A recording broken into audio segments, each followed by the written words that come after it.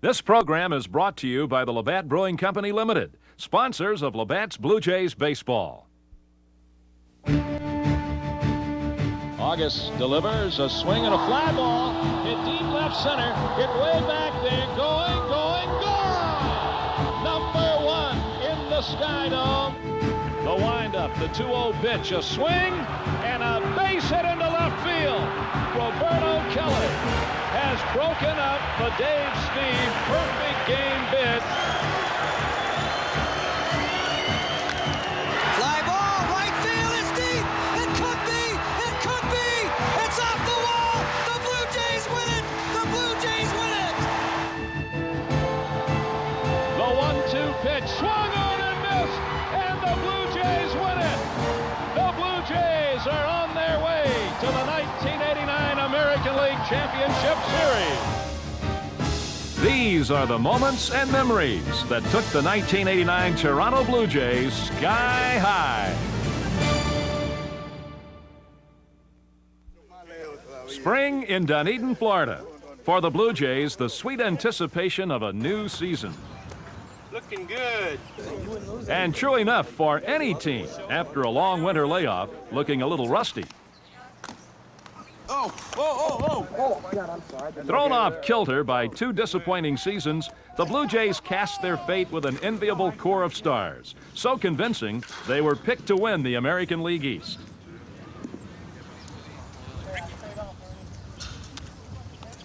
But they'd been picked to win before and didn't. Since George Bell did not live up to expectations, redemption was in order.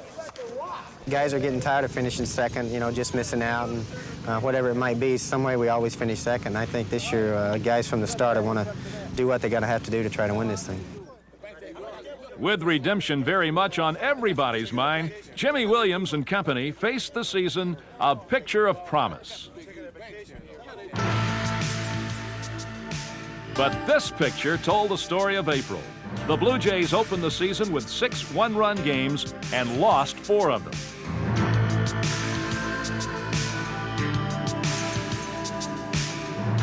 Even worse, 5 days into the season, Tony Fernandez followed up his first career grand slam by taking a pitch in the face. He suffered a fractured cheekbone and would miss 3 weeks, a loss the team could not afford. I was talking to him in the hospital the night it happened, and he said, I don't know why I got that comfortable against Guante.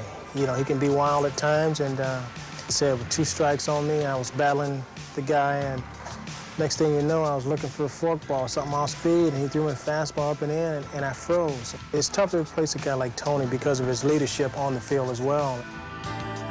Jesse's 8 seasons of leadership were undeniable, but he couldn't shake a bad start. And though the club took pride in sticking with its players, it felt a change was needed. And so, with the Blue Jays in last place on the last day of April, Jesse Barfield was traded to the Yankees. If April had been a cruel month, May wasn't looking much better. The bullpen was erratic, and by the middle of the month, Toronto had lost 12 games by 1 run. Plus, late-inning rallies were killing the Blue Jays. They got beat 15 times after the 6th inning, numbers that were stacked up against Jimmy Williams. I tell you, this whole thing is just a reflection of the month of baseball the Jays have played. My moves are, in my mind, thought out prior to the time that I make them, and they're not going to work out all the time, and I guess right now they're working out less than maybe before. When things did not improve, Williams was let go, and for the time being, the team was turned over to Cito Gaston. Another change Pat Gillick felt was necessary. I don't think there was any inner turmoil or any of those type of things. It just was a situation where the players weren't playing up their capability, and might not necessarily have been Jim's fault at all. In fact, I don't think it was, but we just need to make a change to hopefully get this train back on the tracks. But the numbers on May 15th weren't promising. 12 games below 500 and in 6th place. For a brand new manager, not exactly an ideal way to start. But Cito's debut was a booming success, thanks mostly to George Bell's booming bat.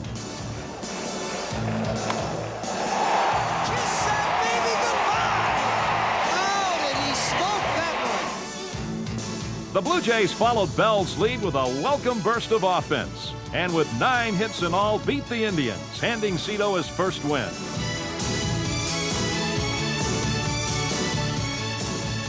Things started to brighten.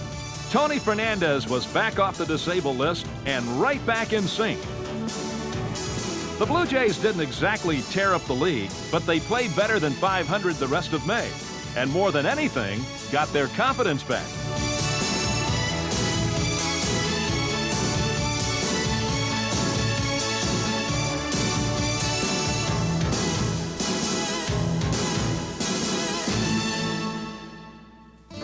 If the team was getting a new look, so was the city.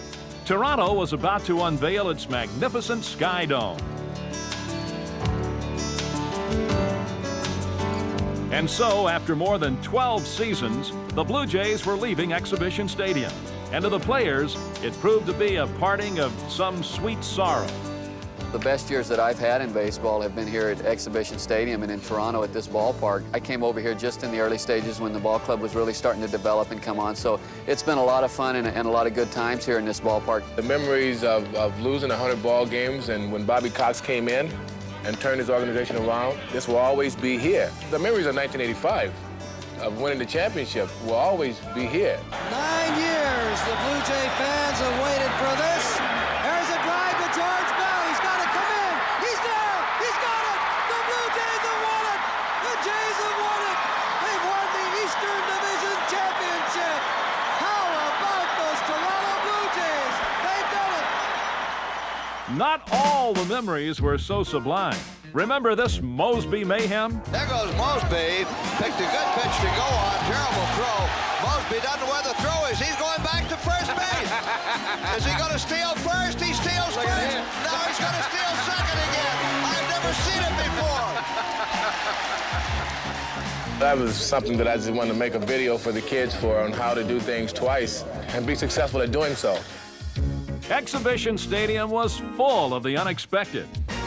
Remember the very first opening day and a hero named Doug Ault? It was very, very cold. We got out here early and it was snowing. We couldn't hit, we couldn't do anything. They were trying to push the snow off the field, and I felt there's no way we're going to play. The Zambonis were all over the place. Some of the White Sox players over there were playing hockey on the snow with shin guards from the catcher. The fans really got into it, and fortunately enough, I was able to have a good day, and we won the first game. During one visit, the Detroit Tigers had a few laughs battling altogether different elements.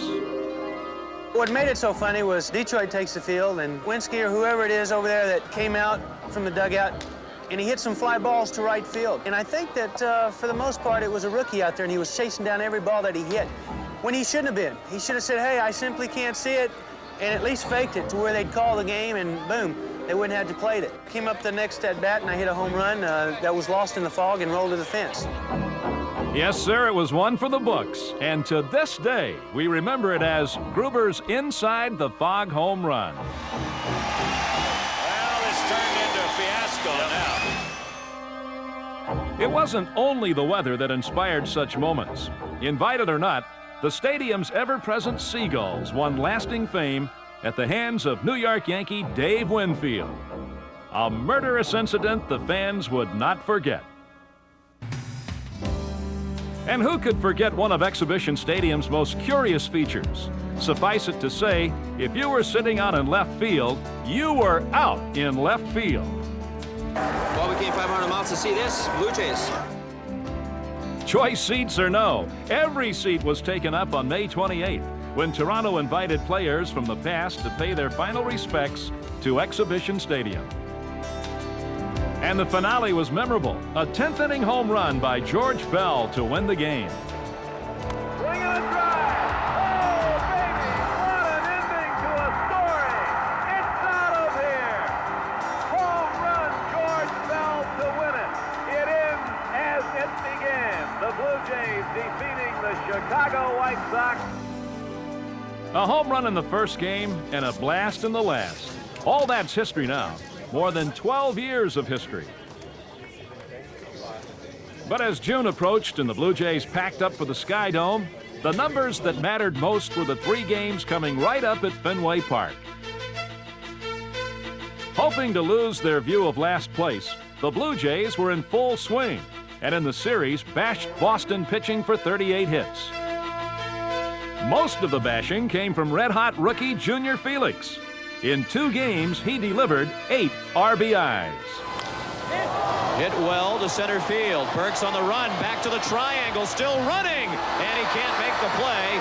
It's off the door out there, and it might well clear all the bases. Felix steaming around toward the plate, and he scores! Junior Felix with an inside-the-park home run. An inside-the-park grand slam. Now, when have we seen one of those? The truly explosive Felix led the Blue Jays to 2 straight wins, providing a little bit of everything. Junior is, in one word, he's awesome. And, well, he runs, he throws, he hits with power for a little guy. He handles himself like a veteran. You swear he's been here at least 10 years. But after Felix's exploits in the first 2 games, the perspective for the finale turned dramatically in favor of Boston. The pitch. There's a ball hit hard to left field. It's way up there and out of here. A 3-run shot, and Boston steams out in front by a score of 5-0. By the end of the 6th inning, Boston led 10-0, and it looked as if the Blue Jays didn't know if they were coming or going. But as out of sync as they looked, they were not about to surrender. That game I remember extremely well because we had a feeling on the bench that we were going to break loose and we were going to win that game. Ripped up the middle, base hit center field. Bell scores. McGriff scores. And the Red Sox lead is trimmed to 10-4. Line to left center field, a base hit. Heap over to cut it off, he can't do it. It rolls to the wall. Mosby hits third. He scores. It's 10-5 Boston.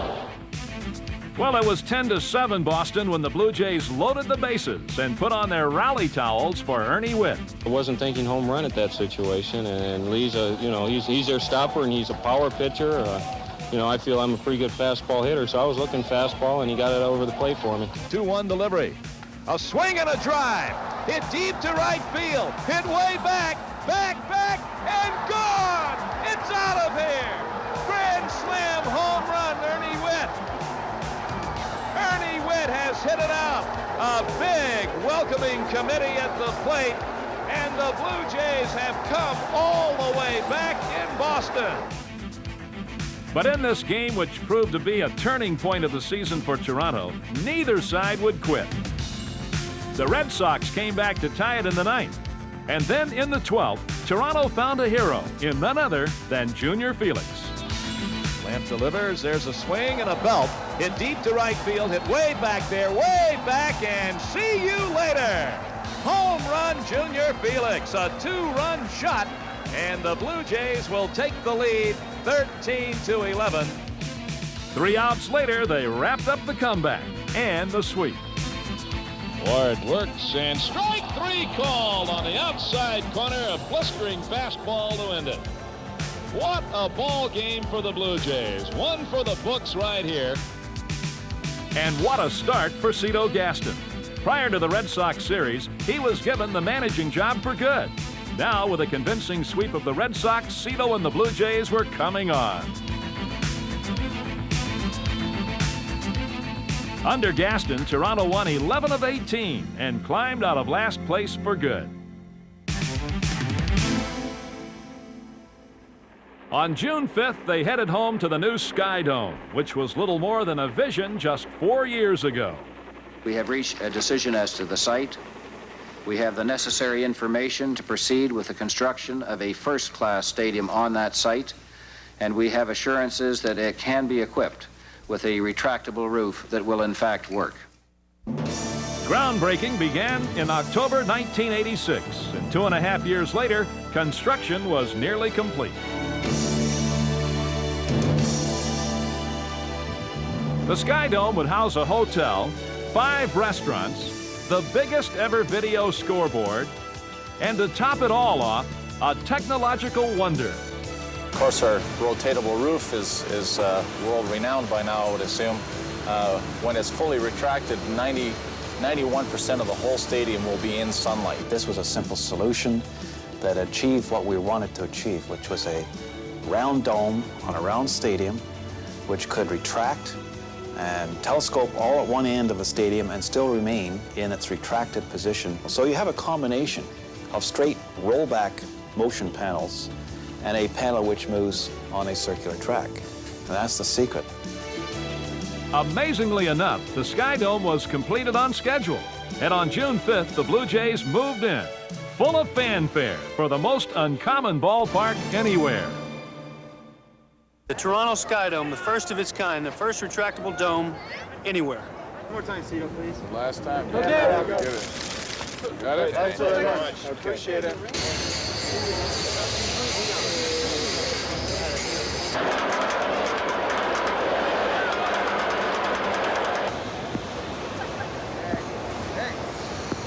Our great home.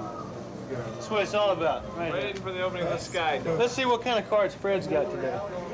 Freddie's got really bad cards. Oh, man. Hoover, man. Get that camera out of here, man. George, what are you doing? George doesn't like cameras, I guess. You guys know I don't like no camera. So this thing is supposed to circle around. Yeah, the thing circles all around and goes underneath here behind these walls. Esa vaina está chulo, ¿eh? Hola. These are our showers right here. Now, where else can you find some nice showers like this? I mean, come on. Temperature gauge right there. Heats up to whatever you want it. Just watch how fast this puppy climbs up here. Oh, I forgot. No hot water for the first 2 months. It's gonna be cold in Toronto. Get your opening day Sky Dome programs. A ticket to this event was hard to come by as more than 48,000 Blue Jay fans packed the Sky Dome for the opener. The new ballpark brought great expectations for a Blue Jay turnaround. But first things first, like the very first pitch, delivered by Jimmy Key, called a strike and put away for posterity.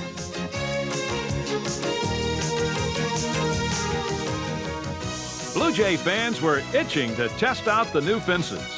And in the second inning, big Fred McGriff obliged. August delivers a swing and a fly ball. Hit deep left center. Get way back there. Going, gone! There it is! Number 1 in the Sky Dome, and it's Freddie McGriff. And for those who preferred to gaze at the action from the center field restaurant, the view suited them just fine. This is like Gretzky in Los Angeles, man. This is baseball in Toronto. I mean, we've got the best. But the Brewers got the best of the Blue Jays and took the Sky Dome opener 5-3. Not to worry, except that McGriff was the only Blue Jay hitting the ball out of the Sky Dome. The fences seemed perfectly reachable, but batters had all kinds of trouble.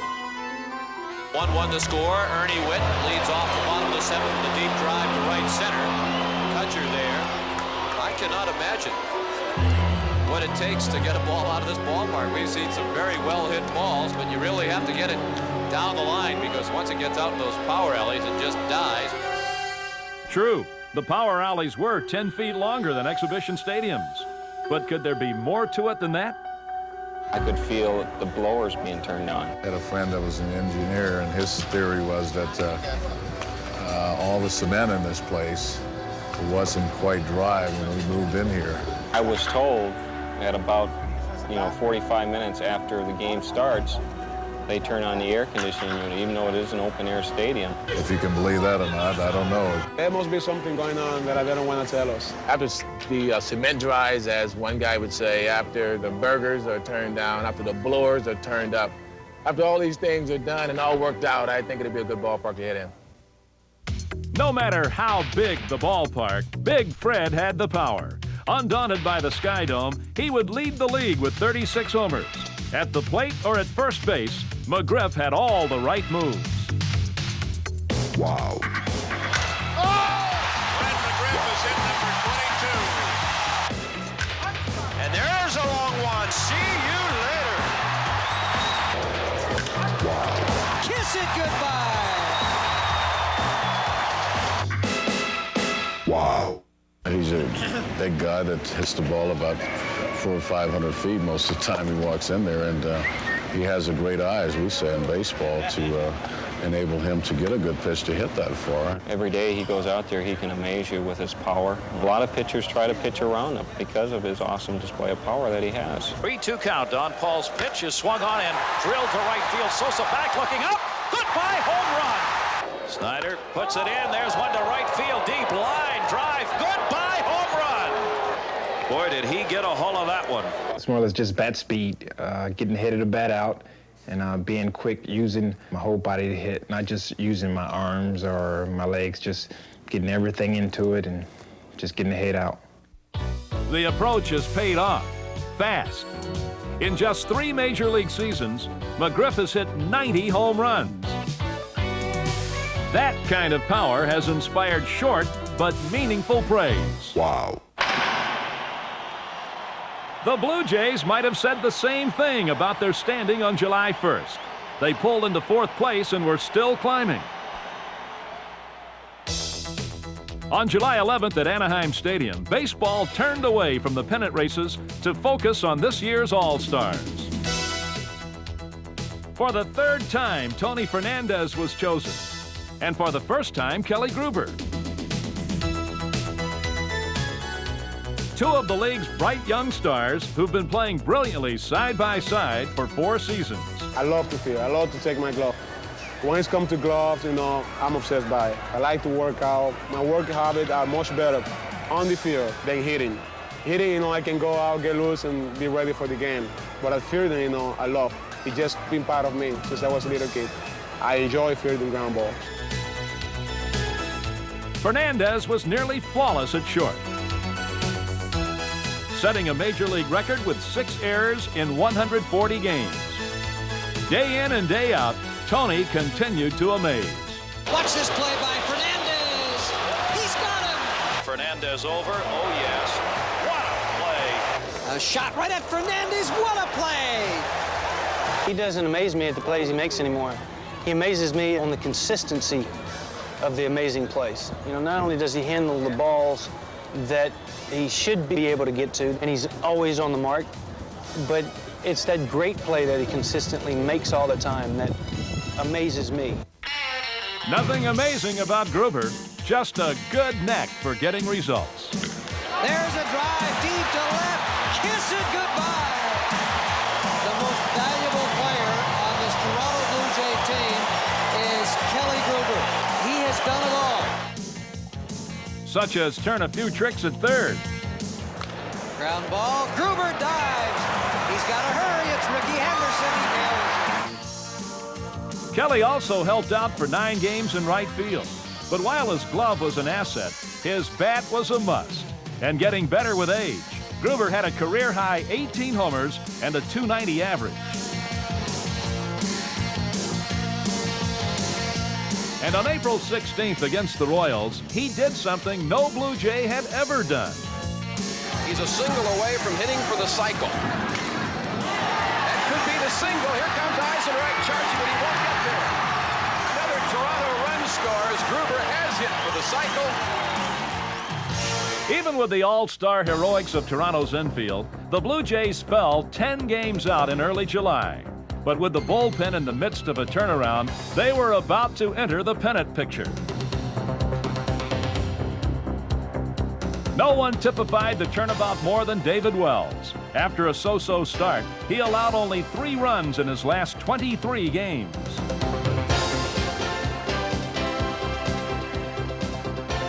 In June and July, the bullpen connection was coming through loud and clear. Most of all, Dwayne Ward, who would end up with 15 saves.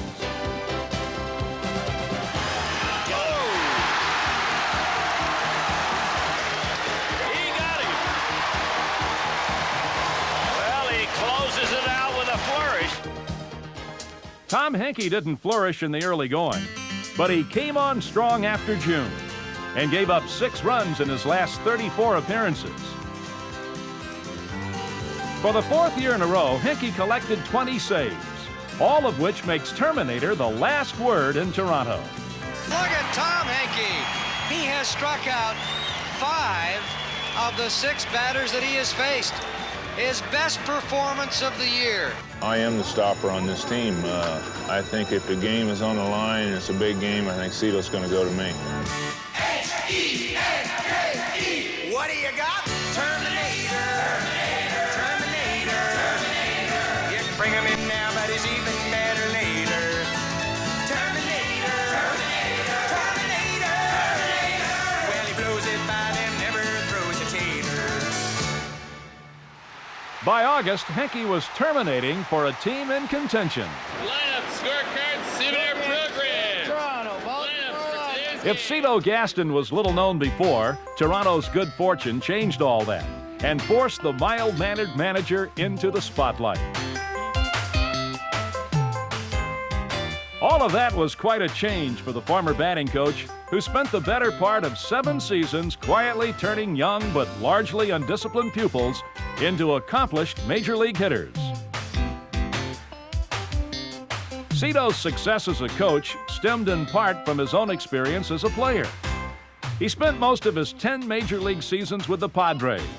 His best year in 1970, when he was an all-star. Having come up through the ranks, Cito had clearly earned the respect of his players.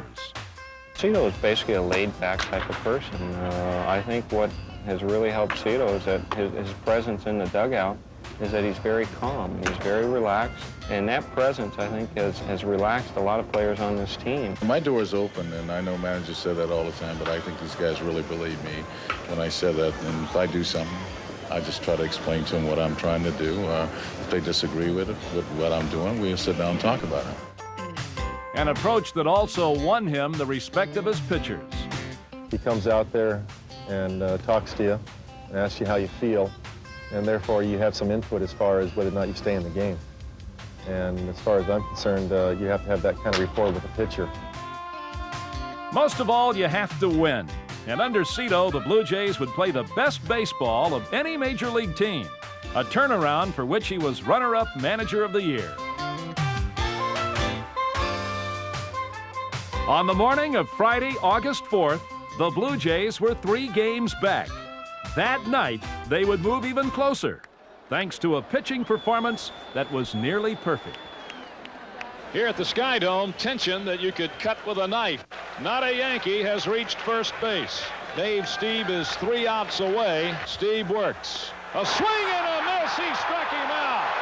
Morris with a big rip, and he's gone on a strikeout. It was a baseball time because you knew what was going on. You were seeing history in a guy that was simply overpowering. There you are with Steve, always on the edge. 1 out in the 9th inning. Roberto Kelly on deck for the Yankees. Nothing but goose eggs on the Yankee totals.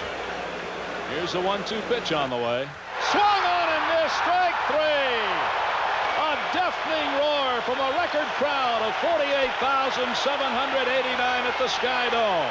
I've never caught a no-hitter in the big leagues, and I think it would be very rewarding for every player on the field to be a part of that. I was thinking, I hope the guy hit the ball close to me. Anything close to me, I'm going to dive for the ball, and I'm going to get him. You can feel it coming on in the ninth. You can feel something happen. Roberto Kelly, the number 9 hitter in the Yankee lineup, has struck out twice tonight. Steve winds.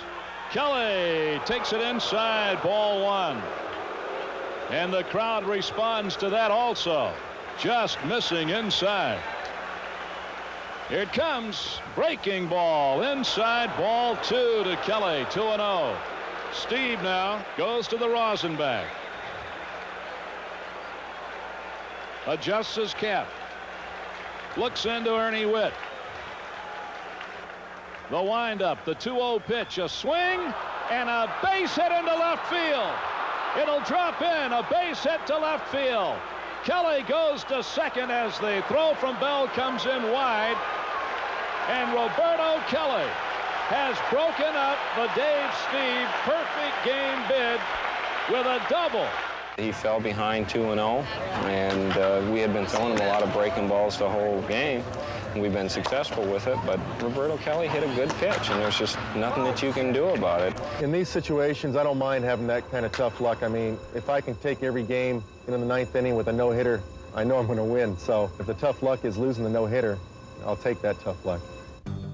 That Steve has lost 3 no-hitters in the 9th inning is more than anything a sign of success. He came back from a sour season in 1986, and winning 17 games this year was named Labatt's top pitcher. I've changed the way I pitched, and that was one of the things that I learned through that process. It's very rewarding now to go out there and pitch the way that I'm capable of. It was really tough struggling that year, and then having to bounce back from that. He's a great pitcher. He's a competitor. He's a guy that we call a gamer as well. You know, when the chips are down, you want him in there because he's a fighter. He doesn't quit, he doesn't give up, and that's the thing that keeps him going. The winningest pitcher in Blue Jay history. All the better and all the wiser. And the leader of the staff that features Jimmy Key, one of the most talented left-handers in the league. But after 4 straight winning seasons, Jimmy went hot and cold. Still, 2 weeks on the disabled list in August helped strengthen Key's arm, and he finished by winning 6 of his last 7.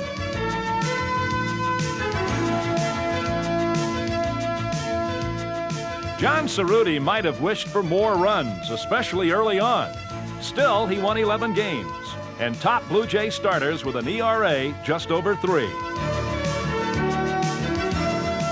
Todd Stottlemyre brings still more talent to a young staff. Getting a taste of the majors for the 2nd year, he moved a starter in July and in winning 5 straight ended up strong.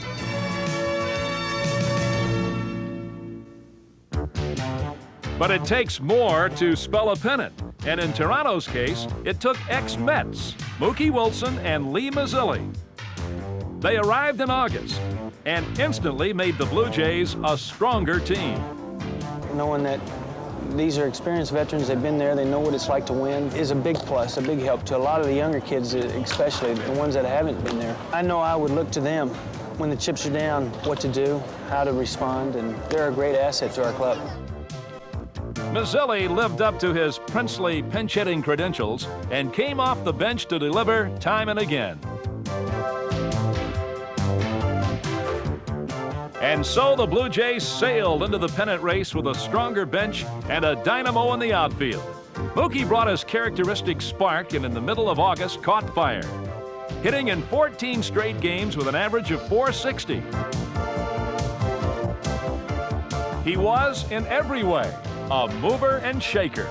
Most people know who have seen Mookie play or watched Mookie play knows that he's all out 100% every time he steps out on the field. So he brings a lot of excitement to this club, and if I wasn't sitting over there in the corner, I'd pay to go watch him play, really. Even though you're not hitting a lot of times, and you well know this, that there's still things you can do to help ball clubs win, getting guys over, hitting the cutoff man, hustling right out bases, and that type of thing. And, you know, that's one thing that I've never let down is my hustling. That's part of my game that I will never lose, even when I can't play it anymore. Mookie's hustle won over the fans. No player became so popular so fast.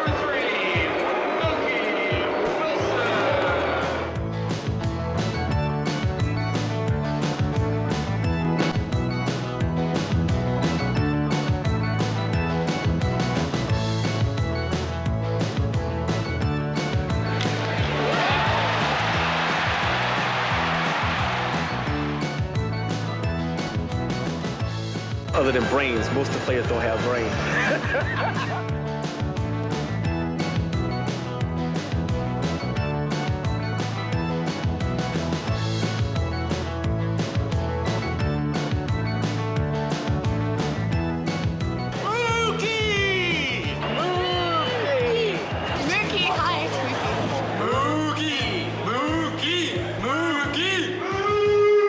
Cries of Mookie and cries of victory filled August nights. The Blue Jays charged into the month, full of momentum and full of confidence.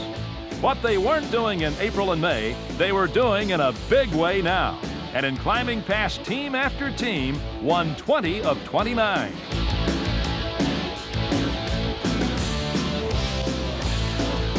In a final surge, they closed out the month going 9-1.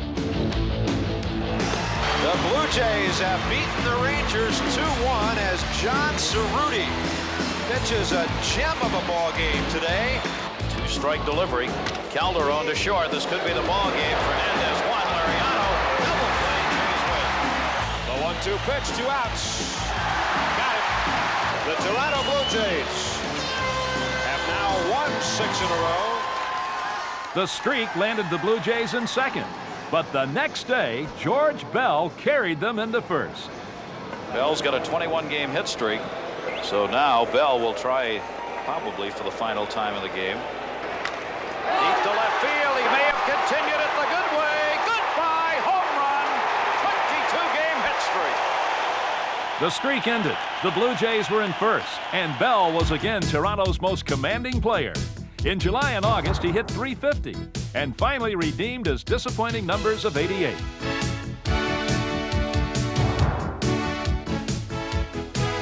As Labatt's Player of the Year, George would hit 18 homers, and for the third time in 4 seasons, drive in more than 100 runs. High fly ball, left field. Carter back on the track. It's out of here. A home run, George Bell. Ground ball, base hit. Bell's charging. The throw to the plate. It's got him. He's out of there. 1-2 delivery. It's up. It's deep. Goodbye, home run, George Bell. Everyone knows what kind of offensive player George Bell is, but I think he's a total player. He's one of the greatest guys I've ever played with in my life, and you're never going to see another George Bell in this game.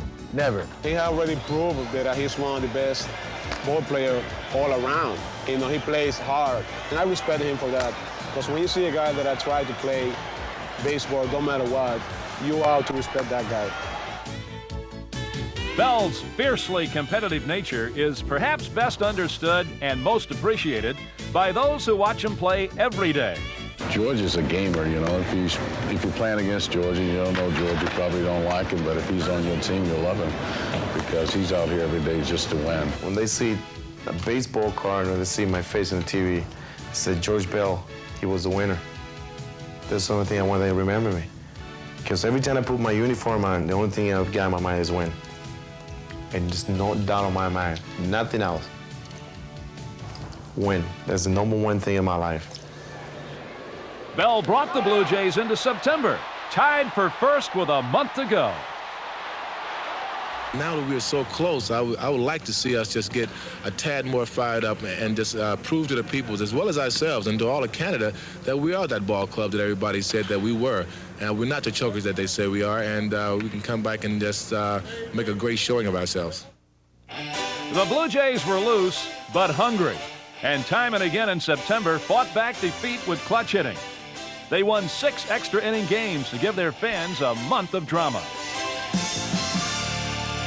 Ground ball. An error by Wild. Bell scores. The Blue Jays win it. 3-2. How about these Blue Jays? But how about those Orioles? Playing just as tough and prompting a September of dueling dramatics. A drive to left field. Carter racing back. It's gone. A swing and a fly ball left field. It is all over. That's the ball game. Fly ball, right field, it's deep. It could be. It could be. It's off the wall. The Blue Jays win it. The Blue Jays win it. Strike 3 called, and the Orioles win it. The Orioles have moved to within 1 game of the Toronto Blue Jays. And there it stayed. Baltimore 1 game back of Toronto. 3 games left in the season, and all 3 against each other. And all 3 in Toronto, where Blue Jay fans flocked to the Sky Dome in record numbers. Selling out 50 of 54 games there, the Blue Jays drew almost 3.4 million, the 3rd highest attendance in Major League history. Success at the gate and on the field may be traced directly to the front office, where Pat Gillick and team president Paul Beeston have presided since the beginning.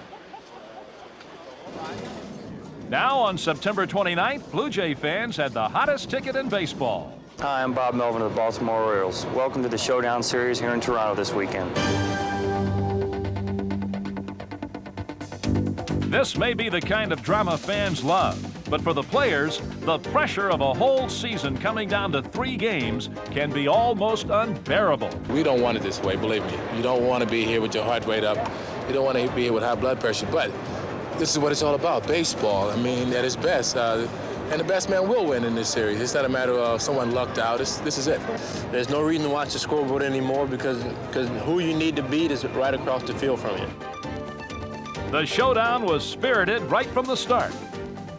Phil Bradley jumped on Todd Stottlemyre with an offer he couldn't refuse. There's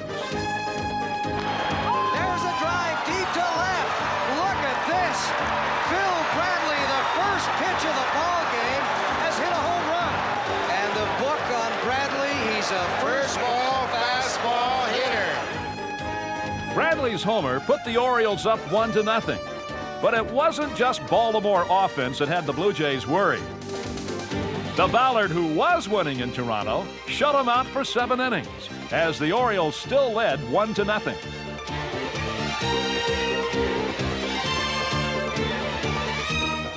But in the 8th inning, Frank Robinson had reason to worry. The Blue Jays started to stir. Greg Olson came in, and pinch runner Tom Lawless took off.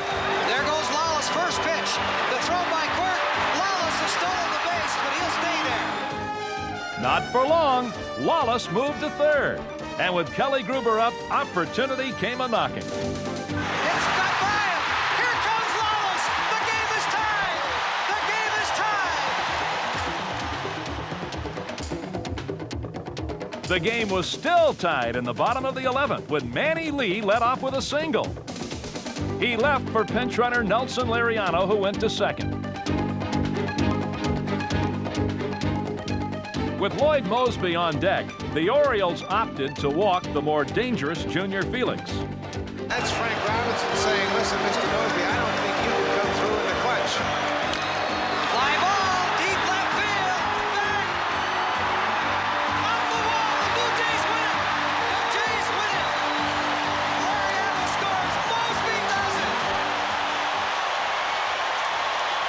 Lloyd Mosby comes through. Now, 2 games up on Baltimore and a chance to clinch. Next day, fans demonstrated their undying faith in the Blue Jays. We are number one. Say we are number one. We are number one. Say we are number one. Encouraging words, but the Sky Dome was full of discouraging signs in Game 2. The Orioles jumped past a 1-0 Blue Jay lead and went ahead 3-1. The Blue Jays couldn't believe their fate. Just before the game, rookie Dave Johnson replaced starter Pete Harnisch, who stepped on a nail the night before. And now Johnson was 2-hitting Toronto.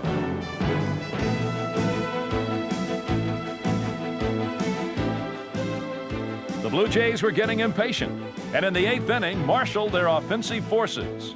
Spelling another comeback, Mookie Wilson found some open spaces and brought Toronto within a run.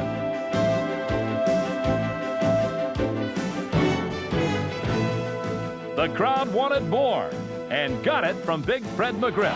Grip to right, base hit. Ducey scores. Mookie going to third. This game is tied 3-3. Then in the bottom of the 8th, the Blue Jays broke loose with a runner on third, and up at the plate, George Bell. Strike one pitch to Bell. Swing, looped into right center. Deep, back goes Finley. It's playable. He makes the catch. Mookie tags. He scores. The Blue Jays lead it 4-3. It stayed that way, and in the 9th, on the brink of a clinch, the Blue Jays put a 1-run lead into the hands of Tom Henke.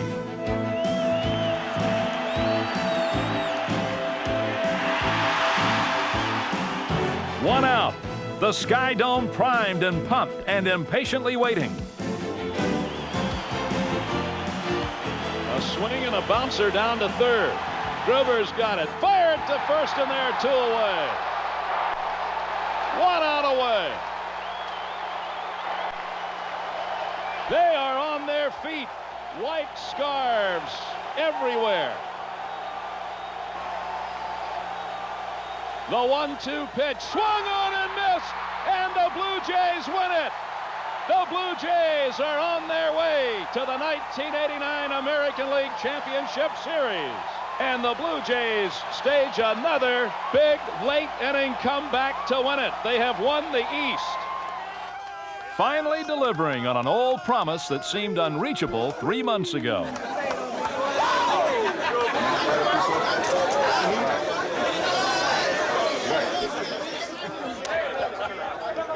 We played good baseball in the 8th inning. It was the kind of baseball that you got to play to win ball games, and we're a champion. You know, we played great. We deserve to be here, and it's a great feeling. This is what it's all about. I think that it really shows the Cashers ball club and being able to win ball games when you're not playing well. As far as Oakland, we're going to be up for Oakland if we'd have won this game 10-0.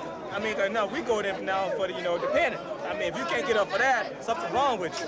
We had a good time in 85, but we didn't have to battle back this hard in 85, and I would say it's a great time for us and me. October 1st, the Blue Jays close out the season champions of the American League East. 3 days later, Toronto went to Oakland for Game 1 of the playoffs.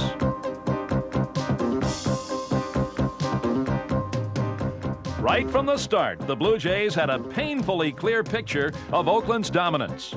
Ricky Henderson almost single-handedly ran off with the first 2 games, stealing 6 bases and vexing the Blue Jays at every turn.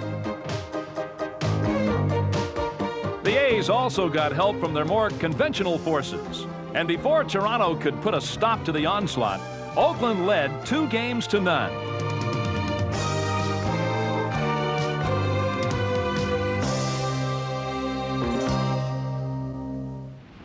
The forecast for Game 3 might have called for more of the same, but undaunted by the A's, Blue Jay fans offered inspirational messages. Put down on Front Street at the Dome, the game's starting and we feel at home. The Jays pitcher is set to throw and the sounds of hand clap it starts to grow. And we're glad to say we're with the Jays. They're gonna beat the Oakland A's. Too bad they had to come from the West just to see that the Blue Jays are the best. Sing with me now. All the way with the Blue Jays. All the way, that's the way it's gonna be. Still more uplifting signs from the record crowd of 50,000 as the Blue Jays found the counterpunch needed to undo a 3-0 deficit. In the 4th, Storm Davis got rattled when Tony Fernandez turned the Sky Dome upside down. Ground ball, base hit, right field. Mookie scores. Canseco drops it in the corner. McGriff around third. Heading home. The throw. He slides. He scores. The eruption continued moments later when up came Ernie Whitt. Ernie Whitt up, looks at the center, dropping, base hit. Here comes Fernandez. He scores. The Blue Jays lead Oakland 4-3. And they kept pouring it on and went into the 9th leading by 4. The rest was left to Tom Henke.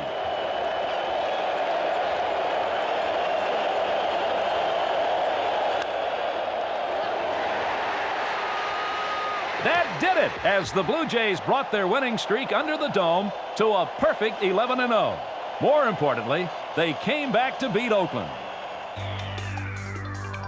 But in Game 4, elation turned back to frustration. Toronto's recurring nightmare was back. This time, Ricky Henderson bowled them over with power, hitting 2 home runs.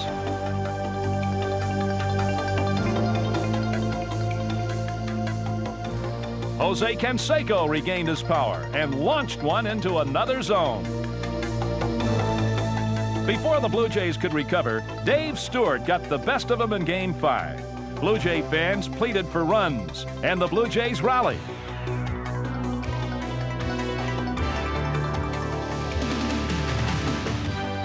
They came forging back, and for the 2nd straight time scored 3 runs after the 6th inning. But they couldn't catch Oakland, and the pennant went to the world champion A's.